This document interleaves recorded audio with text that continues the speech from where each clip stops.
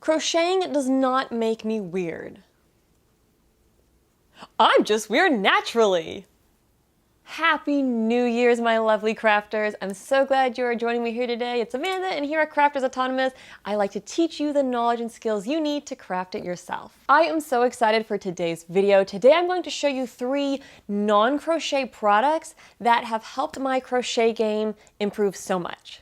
Now, some of you might recognize what I was wearing in the beginning. We're gonna get to that at the very end. I also have a sponsored product in this video I'm excited to share, and there's really a 4th item because I have a bonus idea. But the whole idea behind this video is when we crochet, sometimes we run into certain problems. All the products I'm sharing today solve problems that I've experienced, and I hear from so many others that they have experienced too. Now, like I said, these are non-crochet products. These are not products that are specifically marketed to crocheters.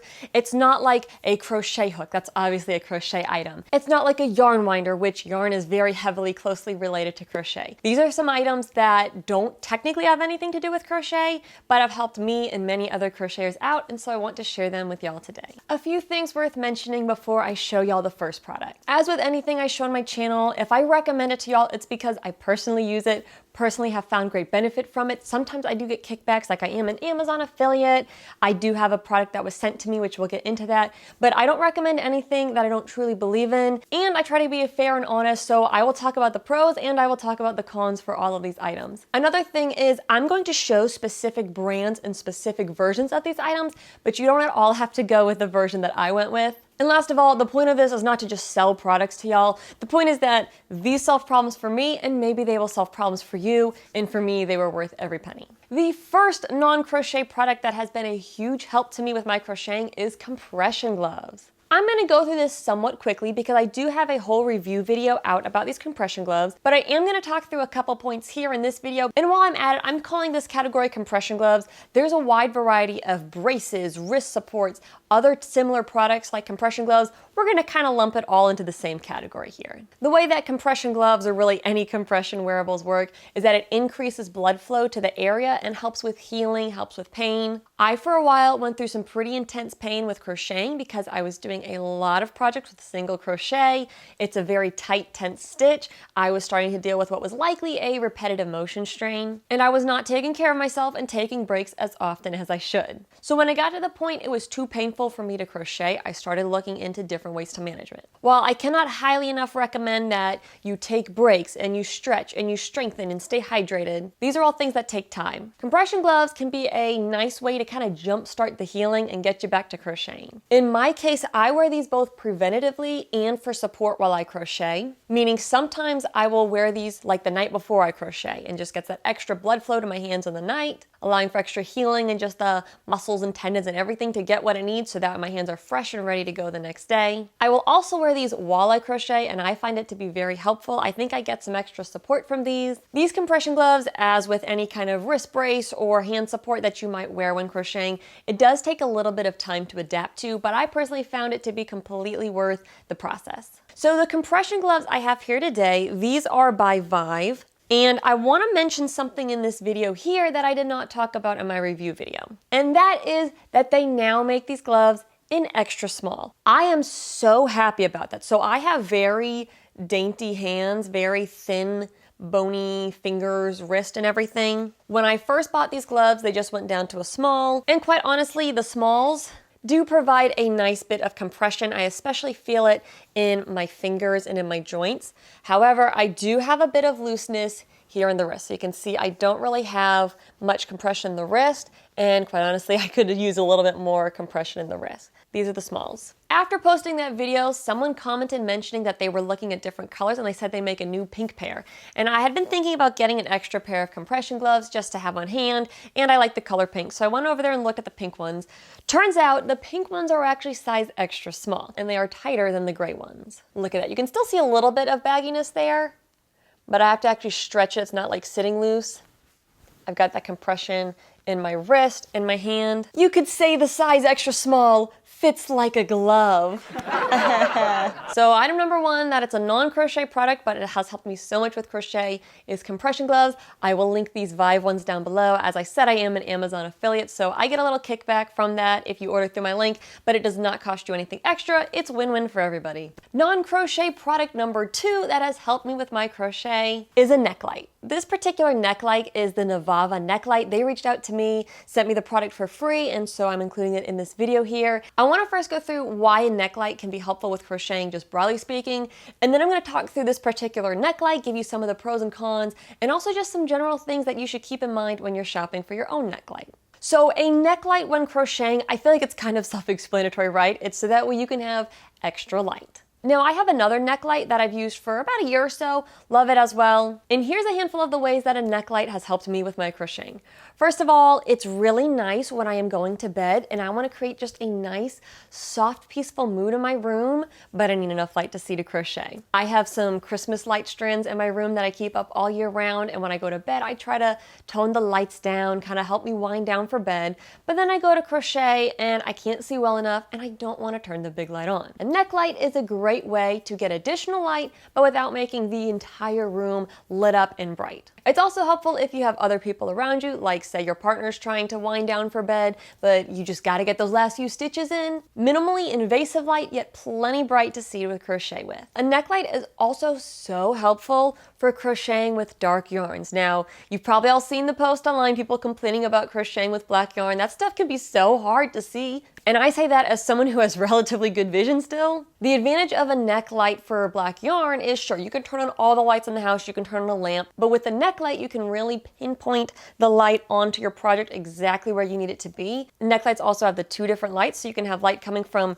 two different directions, so the shadows of your hand aren't falling on it, and lights coming from different angles. But probably my favorite scenario to use a neck light is when I'm watching movies with my family. I just need to say this, don't take this to the movie theater with you, don't be that person in the movie theater. But if you're like, say, at home or you're at a friend's house and y'all are watching TV, people have so many different preferences on whether they want lights on while they watch TV, lights off. If I'm watching TV and I try to crochet by just the light of the TV, it doesn't always go well. Some scenes I'm fine, then they're going through a dark cave and I cannot see what I'm working on. A neck light solves that, where you get the light you need to crochet, it's consistent regardless of how bright or dark the TV screen is, and you're not bothering the people around you because, again, you can control the light. It's a minimally invasive, concentrated light, yet bright enough to help you see. So as an example of using a neck light while watching a movie, back over the summer during Shark Week, I saw ads for the Meg 2. It looked just so spectacular and amazing. I'm like, we're gonna go see it. So my family, we watched the first Meg movie at home. Now I like action movies, but sometimes I get a little tense, so I like to crochet just to kind of wind down before bed and counteract the intensity of the movie. So I'm sitting around with my family, we're watching the Meg. They go underwater constantly and it gets dark. The screen's not very bright, so I don't have much light to see.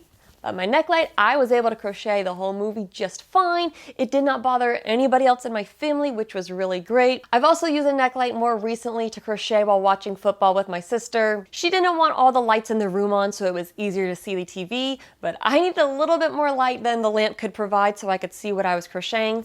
Again, neck light was a great solution, plenty of light for me without bothering my sister. Now, when it comes to neck lights, not all neck lights are created equal. There are 3 things I would recommend you look for and consider if you're wanting to get a neck light to crochet with. Those categories are comfort, functionality, and ease of use. So comfort's pretty self-explanatory. How comfortable is it to use? They're not all created equal. I have another neck light, as I mentioned, and that one has a hard plastic box in the back. It makes it a very lightweight neck light, but the hard plastic box, it just is hard plastic sitting on the bones of my spine and my neck.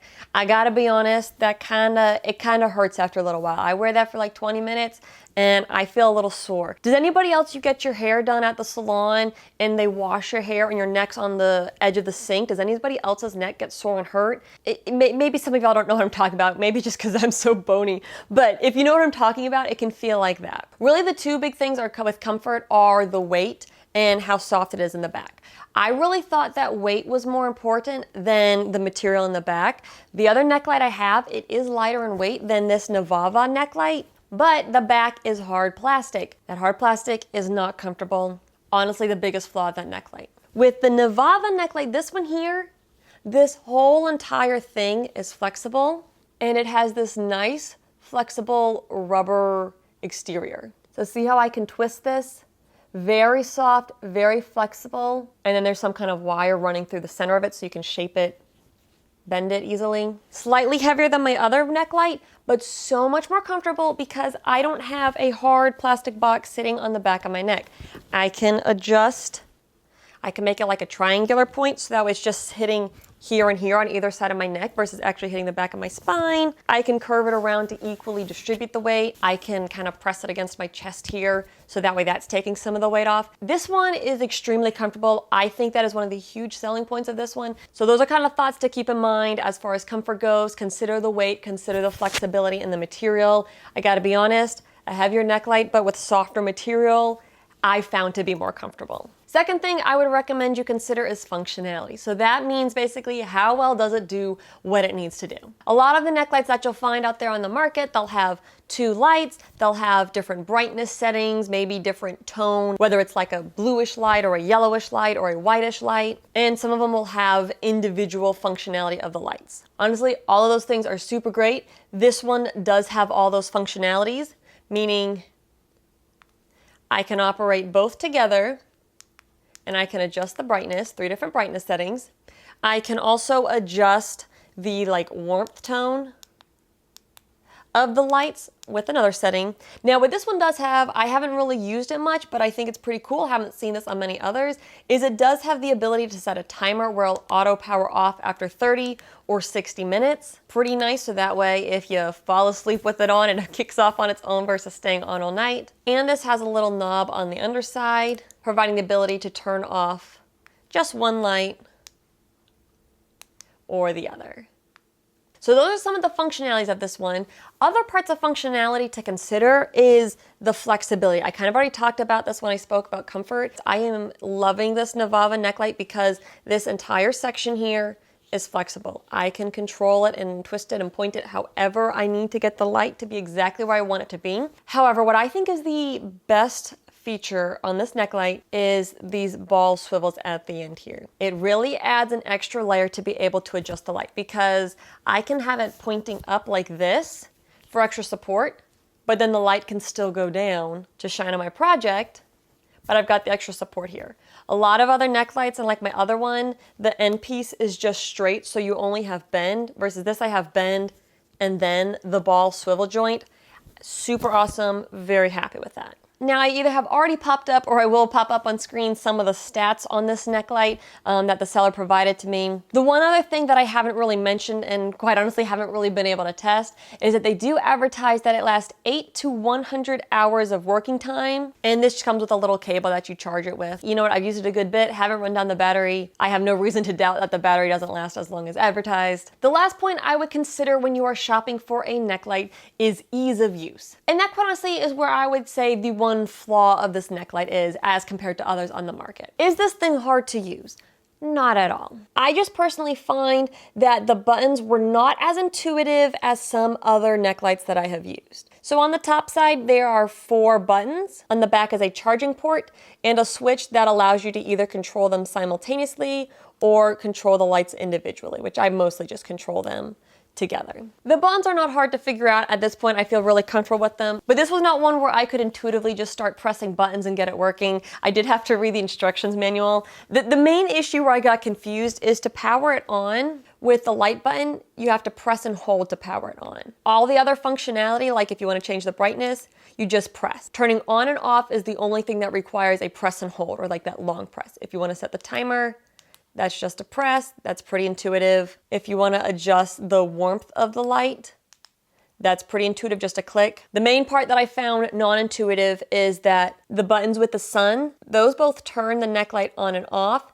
and adjust the brightness. So it quite honestly makes sense that those buttons would have a long press and just a short press because there's 2 functionality. So that way if you long press, it knows to turn on or off, versus if you just short press, then it changes the brightness. But like I said, I had to read the instructions manual. Other ones I'm able to pull out of the box and just figure it out, you know, intuitively. It did take a little bit of practicing going, wait, which do I long press? What do I turn on? It's not complicated. It's just a little less intuitive. And I feel like maybe the design could have made it a little more intuitive. When I weigh the ease of use against the functionality and comfort, I'm okay with being a little confused by the buttons from time to time. So that is item number 2, and this is again the Nivava neck light. If you're looking for a neck light, I would recommend this one. I've been very happy with this. And I also have a discount code for you guys. That will be down in the description. Nivava sent me a code so that way you guys can get this product at a discounted rate, so save a little bit of money there. But this is my second non-crochet product that has really upped my crochet game. Before we get to the third official item, which is what I was wearing in the beginning of the video, I do have an honorable mention, and that is a pedometer. Do not judge how few steps I've taken today. I did not wear this thing the whole time. Yes, this pairs with my Wii U. I am that cool. It connects with Wii Fit on the Wii U. You also don't have to get that one, and you don't have to get specifically a pedometer. There's so many smartwatches, apps on the phone, things like that. But whether it's a pedometer or not, my point with this item is something that reminds you to get up and move. I already live a very sedentary lifestyle because of my health issues, but then when I feel well, the activities I want to do are things like sit on my butt on the couch and crochet. So, you know, I tend to not be very active, and it's important for our health that we do get up and move, and it's also important that we sometimes take breaks when we crochet. So whether it's a pedometer, whether it's a timer on your phone, whether it's your Fitbit that goes off and encourages you to get up and move. Anything that helps us remember, let me pause and take a break, let me move a little bit, and then get back to crocheting. It's gonna make us feel better in the long run because we'll have more energy, we'll be in better health overall, be able to crochet for a lot longer time, and it will give our body the break that it needs between long sessions of crocheting. So now for what I think is quite honestly one of the greatest products I have ever bought for crocheting, Prism glasses. I know they're extremely stylish. Don't be jealous of how cool I look in these. You can get a pair and look just as cool as me. But basically, these are glasses that have a prism in them. Essentially, the way this works is I look forward through the glasses and it shows me down because physics and science. I'm gonna try to show on the camera. I don't know if this is gonna work in focus or not. Okay, you're seeing my polka dot pants. Okay, here you go. This is my hand down here. It's not focusing very well. Oh, there it goes. So my hand's up here. Now you're seeing my hand down here on the glasses. So again, it's looking straight through the camera, but it's showing down at a 90-degree angle. Why is this helpful with crochet? Who else is guilty of crocheting like this? I'm very guilty of this. I get the whole little like hunchback, like, stay away, I'm crocheting. It's not good for us. I know this. I'm sure y'all know this. Good posture is important. What these glasses allow me to do is when I put them on, I can sit up straight, relax my shoulders, put them back, have my hands resting on my lap with my project, and keeping my head upright and not looking down, I can see my project that I'm working on and not strain my head by craning it to look down. I will link this specific pair. The one problem for me is sometimes I have to put a little like piece of tissue under the bridge of the glasses to go on my nose to lift up just a little bit because sometimes it looks too like towards my belly when I'm sitting looking up straight just because of how my ears and nose all that align. But this is a very lightweight pair. I really like this pair. I did order a couple when I first got this. There are some that have kind of side blinders and block out kind of peripheral stuff. Some people like that. Personally, what I found is this is about as light as these get, as in lightweight. I find that lightweight is a lot more comfortable for me to wear because, I mean, I wear sunglasses, but I'm not used to wearing glasses regularly. And I personally like that they're a bit, I say sleek. They're not sleek, but y'all know what I mean. They're a bit compact, meaning I can be crocheting and then if someone's across the room, I can tilt my head just a little bit and look over the glasses, you know, kind of like people do with readers. I can do that and I can still have some spatial environmental awareness versus having the like side blinders on where I can only see looking down. That honestly stressed me out a little bit. So I like that these are kind of compact, discreet, and sleek.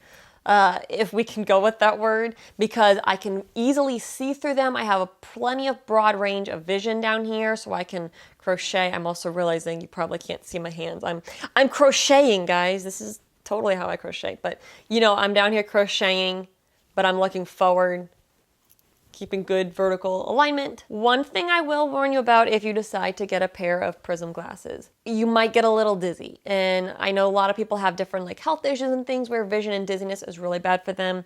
So just keep that in mind. It's kind of like your brain has to learn how to process it. The other thing too is if I turn my head to the left, when I turn my head to the left, things go like this. And I turn to the right and things kind of pivot like this.